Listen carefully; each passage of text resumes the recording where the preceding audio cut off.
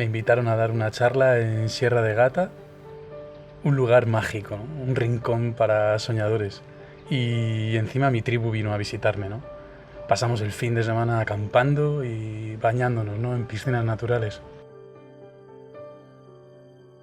Y sabéis una cosa, cuando vives apasionado y cuentas con una tribu que te valora, ¿no? Que te reconoce y vibra en tu misma cuerda, los 70 trillones de células que forman nuestro organismo empiezan una fiesta, ¿no? Que resucitan el cuerpo.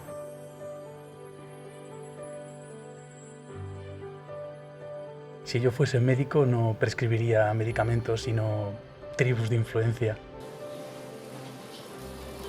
Desde Plasencia no tardé mucho en llegar al barrio judío de Hervás, un municipio entre huertas, higueras y castaños.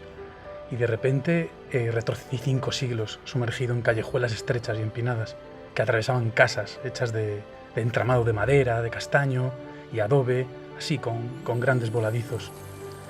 Un espacio bien conservado, donde se respira historia y tradición artesanal, ¿no? Y mientras caminas puedes cerrar los ojos y viajar al pasado, ¿no? Y empezar a escuchar a zapateros, a sastres, a escribanos. Y en Hervás conocí a Marta y Nane, 2 emprendedores que dirigen el albergue llamado Vía de la Plata de Hervás. Y ellos un día decidieron dejar de trabajar por dinero y materializar sus sueños desde la pasión, ¿no? Les conté que Llévame de viaje, la novela que promociono, es un canto a la libertad, al sentido de la vida, ¿no? Que nos invita a vivir desde nuestros talentos. Y esta pareja encarnaba este propósito, ¿no? Así que hicimos un trueque maravilloso, ¿no? De esos energéticos, de esos que te enriquecen psicológicamente. Mi pasión por su pasión, ¿no? Yo les entregué mi novela y ellos me dejaron dormir en su albergue. Si pasáis por Hervás, no dejéis de hacerles una visita. Seguro que te invitan a una cerveza.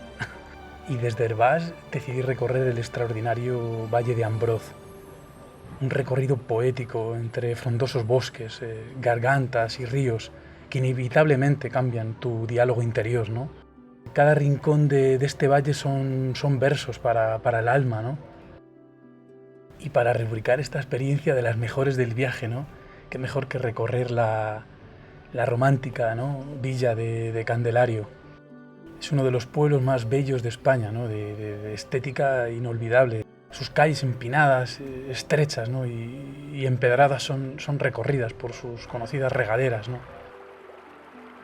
Estos pueblos te recuerdan lo importante, ¿no? que es vivir a cámara lenta.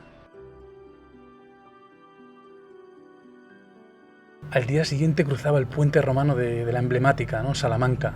Me detuve en la Plaza Mayor y desde allí fui a la catedral, la clerecía y la Casa de las Conchas. Fue una sobredosis, ¿no? de historia, de riqueza arquitectónica, cultura, ¿no? y sabiduría. Por la tarde tenía una charla en Manolita, una charla en la que hablé sobre aprender a vivir, porque aprender a vivir es averiguar que no somos tan importantes y que la vida y el amor nada tienen que ver con acumular, ¿no? sino con desprenderse.